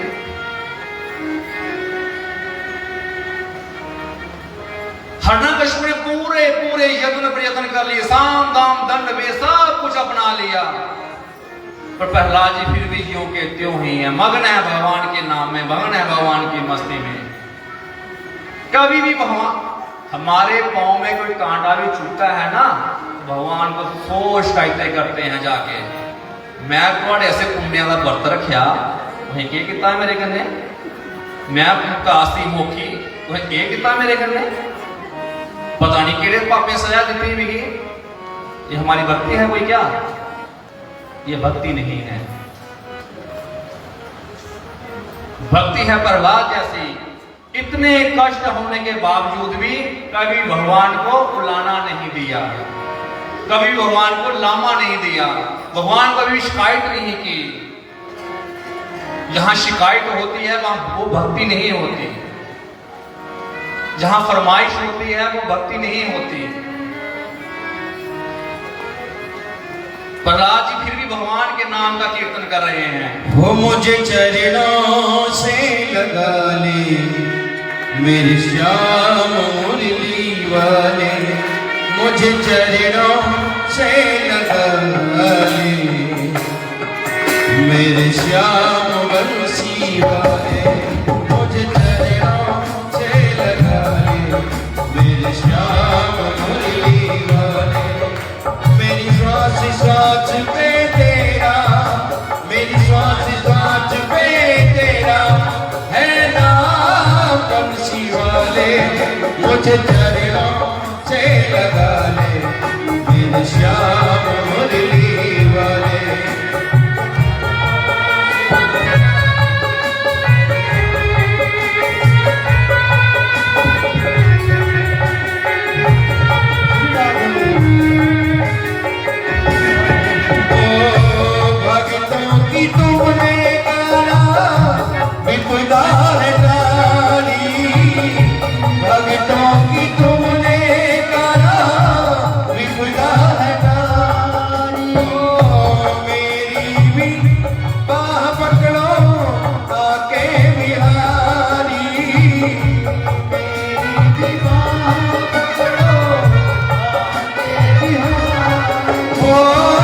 मेरी भी बाह पकड़ो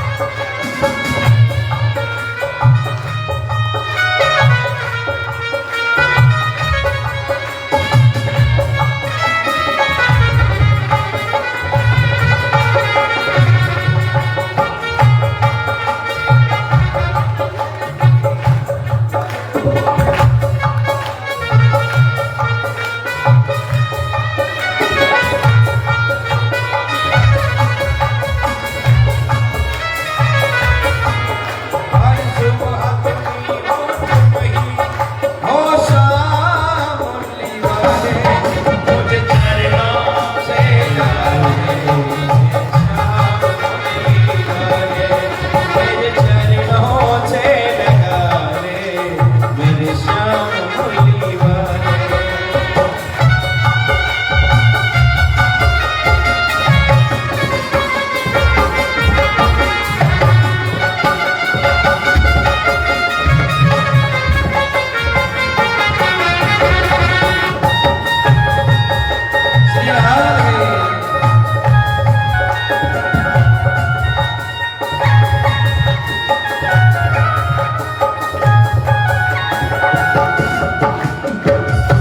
पतझड़ है मेरा जीवन बन के बहार आजा,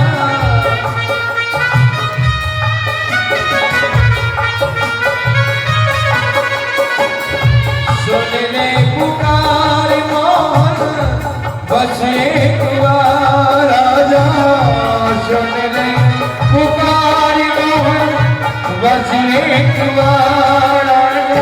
बेचैन मन के तुम ही हो, बेचैन मन के तुम ही हो, राम मुरली वाले हो, मुझे चरणों से लगा ले, मेरे श्याम बंसी वाले, मुझे चरणों से लगा ले, मेरे श्याम मुरली वाले, मुझे चरणों से लगा ले, मेरे श्याम मुरली वाले। मेरी श्वास श्वास पे तेरा, मेरी श्वास श्वास पे तेरा हो राम मुरली वाले, मुझे चरणों से लगा दे, मेरे श्याम मुरली वाले। गोविंद भगवान की, नरसिंह भगवान की। प्रहलाद जी के ऊपर कोई असर नहीं होता, कोई आसुरी विद्या का तो असर हुआ ही नहीं। पिता के ने जितने भी दंड दिए, जितने भी यातनाएं दी, प्रहलाद जी के ऊपर कोई असर नहीं होता है। इतने में हिरण्यकश्यप बड़े परेशान होते हैं। उनकी बहन आती है, कहते भाई क्या बात, इतने परेशान क्यों हो? हरे कृष्णा, माधव बैठाओ।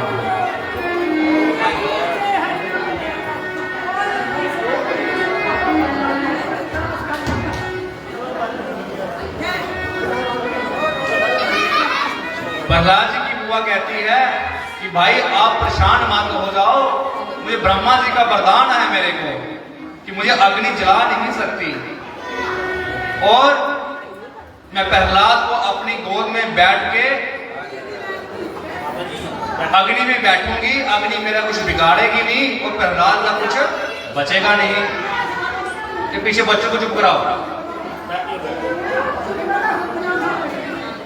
बच्चों को कराओ पीछे।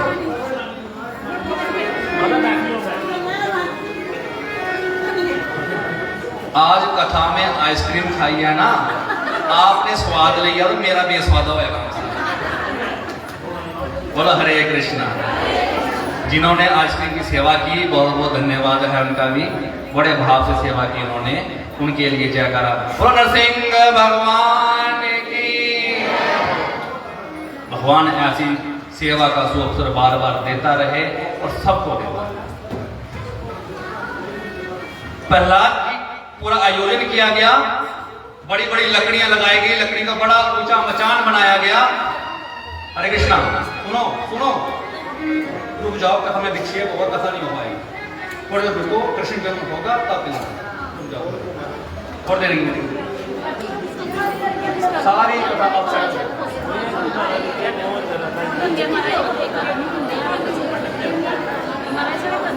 कथा में बैठे हैं, कोई शादी फंक्शन में थोड़ी आए हैं। पिलाओ, भाव है आपका, सेवा करो कथा के बाद। तो पिलाओ दब के चिपके, कोल्ड पुलाव भी नाल पाइए भी दो सारे, राधे भी पियो सारे। बोल वृंदावन बिहारी लाल की। धन्यवाद है आपकी सेवा को, आपके भाव को। ऊंचा मचान लगाया गया, प्रहलाद की बुआ जो है वो बैठ गई, अग्नि लगा दी गई, प्रहलाद को गोद में बिठाया गया जलते जलते जलते अग्नि जैसे प्रचंड होती गई, क्या होता गया, जो प्रहलाद की बुआ होलिका है वो चिल्लाती रही, बचाओ बचाओ बचाओ, पर बचाए कौन? आज ब्रह्मा जी का जो वरदान है वो भी झूठा पड़ गया। क्यों? क्योंकि उसने ब्रह्मा जी के वरदान का दुरुपयोग किया, भगवान के भक्त के ऊपर दुरुपयोग किया उसने। जब भगवान के भक्त के ऊपर कोई बात आती है ना, भगवान सब कुछ उल्ट पुलट कर देते हैं। भगवान ने महाभारत में सौगंध उठाई है कि मैं देव की पुत्र कृष्ण प्रतिज्ञा करता हूं कि पूरे युद्ध में अस्त्र शस्त्र नहीं उठाऊंगा। तो भगवान की बात सुनकर भीष्म पितामह जी कहते हैं कि मैं भी गंगा का पुत्र नहीं अगर कृष्ण से शस्त्र ना उठवा दिया। भगवान ने क्या किया? अपनी प्रतिज्ञा झूठी कर दी, अपनी बात को झूठा कर दिया, पर अपने भक्त जो विष्णु जी हैं उनकी वाणी को झूठा नहीं होने दिया, उनकी वाणी को सत्य करने के लिए भगवान को उठाना पड़ा। प्रहलाद जी फिर बच जाते हैं, भगवान के नाम का कीर्तन कर रहे हैं। प्रहलाद जी कह रहे हैं कि हमें हर अवस्था में भगवान का नाम का कीर्तन करना चाहिए, भगवान का नाम एक क्षण के लिए भी नहीं छोड़ना चाहिए। बोले भगवान ने आयु कितनी दी? 100 वर्ष, 50 वर्ष चले गए सोने में, जितना दिन उतनी रात है, तो 50 वर्ष से ज्यादा ही जाते हैं सोने में। रात को सोते हैं 2-3 घंटे, दिन को सो ही लेते हैं। पीछे बचे 50 वर्ष, उसमें क्या किया? 20 वर्ष में खेल कूद में गए हमारे। 50 और 20 कितने हो गए? 70। अब और जो 20 वर्ष हैं वो किसमें गए? कमाने में, परिवार बसाने में। कितने बचे? 90 हो गए। कितने बचे? 10। अब जो 10 में 5 हैं वो भी इधर उधर गवा दिए, और जो बचे 5 वो किसी काम की नहीं। ना चला जाता है, ना सुना जाता है, ना देखा जाता है। पकड़ पकड़ के उठाया जाएगा, पकड़ पकड़ के नहलाया जाएगा। एक बार की बात है, एक बड़ी वृद्ध अवस्था की माता मेरे साथ यात्रा पे गई। बोलो हरे कृष्णा। माता मेरे साथ यात्रा, बड़ी वृद्ध माता, पकड़ पकड़ के उसको लेके जाते। वृंदावन राधा रमन जी मंदिर में गए, छोटे से ठाकुर जी है वहां पे, बिल्कुल काले वर्ण के। तो माता को मैंने पकड़ा हुआ, दर्शन कर रहे हैं सब, माता भी कर रही है। माता जी दर्शन कर लो। माता ने अपने चश्मा लगाया, अपना करने लगी दर्शन, ऐसे करके ऐसे करके सब दर्शन कर रहे हैं। माता जी दर्शन हो गए? हाँ, बड़े शैल दर्शन हुए, बड़े सोने दर्शन, मानत सल्ली हुई। मैं क्या माता शैल दर्शन हुई है? बिल्कुल शैल सोने दर्शन हुए। मैं क्या कौन है सामने? काली माता है सामने। कितनी सोनी काली माता, कितनी सोनी काली माता है।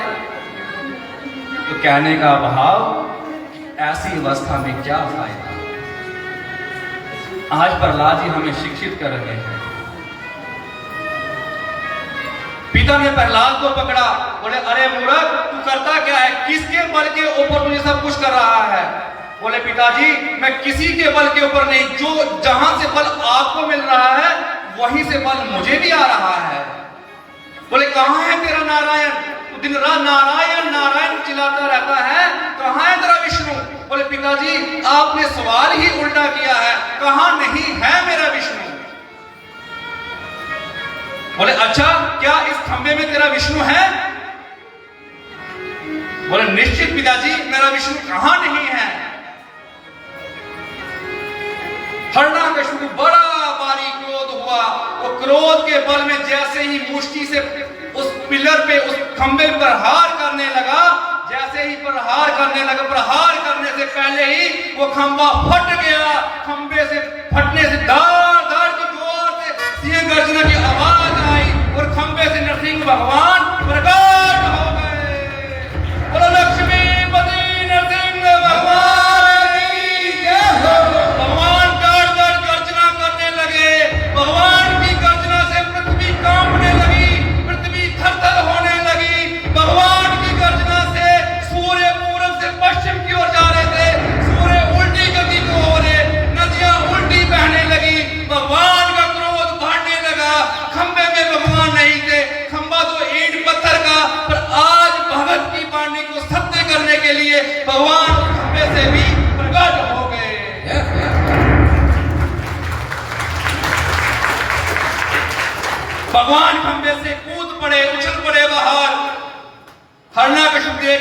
कांपने लगा।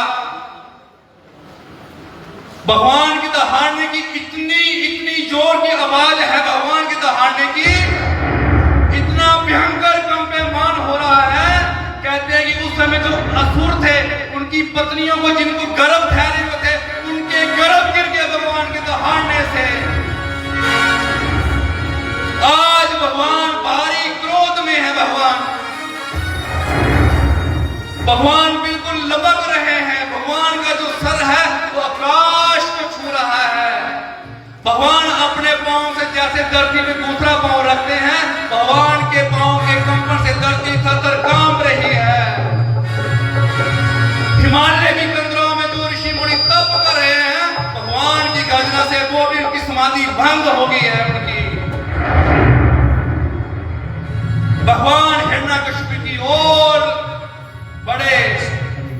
जैसे भगवान हिरण्यकशिपु की ओर बढ़े, हिरण्यकशिपु भगवान की ओर बढ़ा। अब हिरण्यकशिपु को क्या है, वो वीर रस का उपासक है, उसमें वीर रस पैदा हुआ। भगवान की ओर गदा से प्रहार किया हिरण्यकशिपु ने भी। हिरण्यकशिपु में और भगवान में भयंकर युद्ध हो रहा है। कभी भगवान उसके ऊपर प्रहार कर रहे हैं, कभी वो भगवान के ऊपर प्रहार कर रहा है।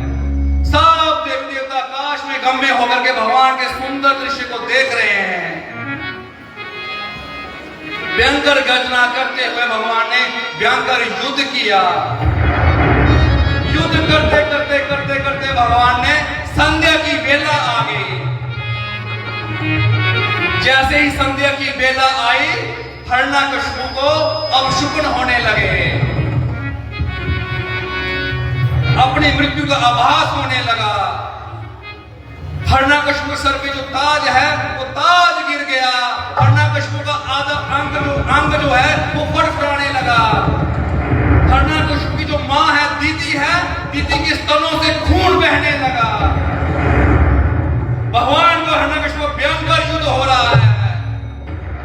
करते करते करते भगवान जोर से हिरण्यकशिपु और लपके हैं। भगवान ने हिरण्यकशिपु पकड़ा है, खींचते हुए भगवान उसको राजमहल की ड्योढ़ी में ले गए। भगवान जब ड्योढ़ी में लेके जाते हैं, हिरण्यकशिपु भगवान अपनी गोद पे जांघा पे हिरण्यकशिपु को रखते हैं। भगवान, अरे मूर्ख देख, अब तेरा समय निश्चित आ गया है। तूने कहा था कि ना मैं अंदर मरूं ना बाहर मरूं, तू ना अंदर है ना बाहर है, तू ड्योढ़ी में है। तूने कहा ना ऊपर मरूं ना नीचे मरूं, तू ना ऊपर है ना नीचे है, ना तू धरती पर है ना तू आकाश पे है, तू मेरी जांघों में है। तूने कहा ना मैं देव से मरूं ना मैं दानव से मरूं, ना पशु से मरूं ना मैं मनुष्य से मरूं। देख, मेरा शरीर जो सिंह का है, मुख सिंह का है, और शरीर मेरा मनुष्य का है। मैं नरसिंह हूं। मैं तूने कहा था ना मैं अस्त्र से मरूं ना शस्त्र से मरूं। देख, आज भी मैं अपनी नखरों से ही नोच रहा हूं। भगवान ने इतनी बात कहते हुए अपने नख से हिरण्यकशिपु छाती को चीर दिया। भगवान ने, भगवान इतने क्रोध में है, हिरण्यकशिपु की नालों को भगवान ने निकाला और अपने गले का हार कर लिया। भगवान बोलो लक्ष्मीपति नरसिंह भगवान की जय, भक्त रक्षक नरसिंह भगवान की जय। भगवान हिरण्यकशिपु का खून पीने लगे। हिरण्यकशिपु का वध कर दिया भगवान ने। भगवान का क्रोध भयंकर हो गया, भयंकर क्रोध हो गया। भगवान के क्रोध से थर-थर कांप रहे हैं सारे। किसी की हिम्मत नहीं है कि वो भगवान के पास जा सके। ब्रह्मा जी भी आज दूर खड़े ही भगवान की स्तुति कर रहे हैं। लक्ष्मी देवी की तो कोई हिम्मत ही नहीं थी भगवान के पास जाए। भगवान का क्रोध बढ़ता चला जा रहा है, बढ़ता चला जा रहा है भगवान का क्रोध। सब देवता भगवान की स्तुति कर रहे हैं, पर भगवान चैन से नहीं है। क्यों? क्योंकि भगवान जिसे ढूंढ रहे हैं वो दिख ही नहीं रहा है। प्रहलाद जी एक साइड पे खड़े हैं और भगवान के कोई थर-थर कांप रहे हैं। देवता ब्रह्मा जी को कहते हैं कि प्रभु जाओ, भगवान के क्रोध को शांत करो। ब्रह्मा जी भी इतनी हिम्मत नहीं जुटा पा रहे हैं आज। भगवान शंकर को प्रार्थना की गई। भगवान शंकर वहां आए, बोले प्रभु आपके इस भयंकर क्रोध से सब हाहाकार मच गया है, प्रभु थोड़ा शांत हो जाइए, अभी आपको और बहुत सारी लीलाएं करनी है और बहुत सारे अवतार करने हैं। भगवान का क्रोध शांत करने के लिए प्रहलाद जी को भगवान के समक्ष लाया गया और जैसे ही भगवान ने प्रहलाद को देखा, भगवान का क्रोध ऐसे शांत हो गया जैसे रंभाती हुई गाय अपने बछड़े को देख के शांत हो जाती है। और वो रंभाती हुई गाय जैसे अपने बछड़े को चाट के सुख का आनंद का अनुभव करती है, एक ठंडक का अनुभव करती है, आज भगवान भी अपने भक्त को अपनी गोदी में बिठा के प्रहलाद को चाटने लगे। भगवान प्रहलाद जी भगवान की बड़ी सुंदर स्तुति कर रहे हैं। सब लोग भगवान की स्तुति गाएंगे। हरि का भजन करो, हरि है तुम्हारा। हरि का भजन करो, हरि है हमारा। हरि का भजन करो, हरि है हमारा। ए हरि के भजन बिना, हरि के भजन बिना नाही गुजारा।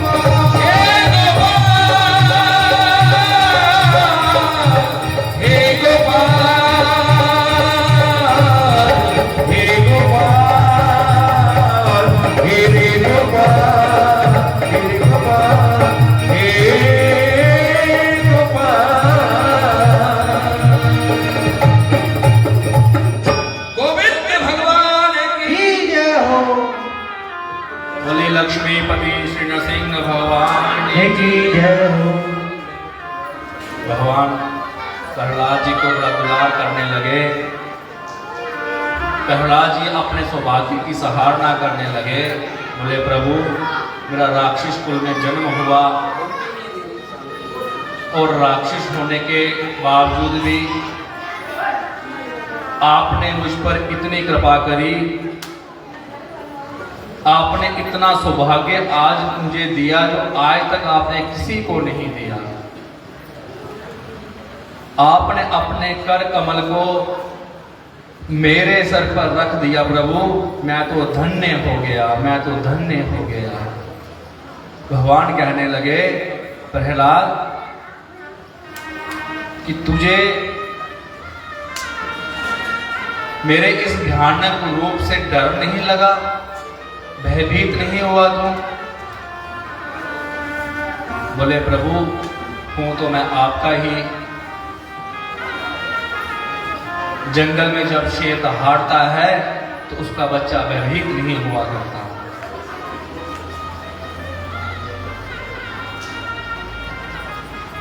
तो प्रभु, मैं भी तो आपका ही हूं। भगवान का और प्रहलाद जी में आपस में वार्तालाप होता है।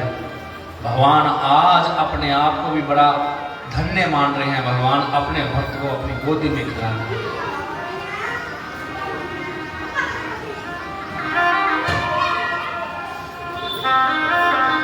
भगवान ने कहा प्रहलाद जी कुछ मांगो। प्रहलाद ने कहा प्रभु, कभी मन में कोई कामना ही उत्पन्न ना हो।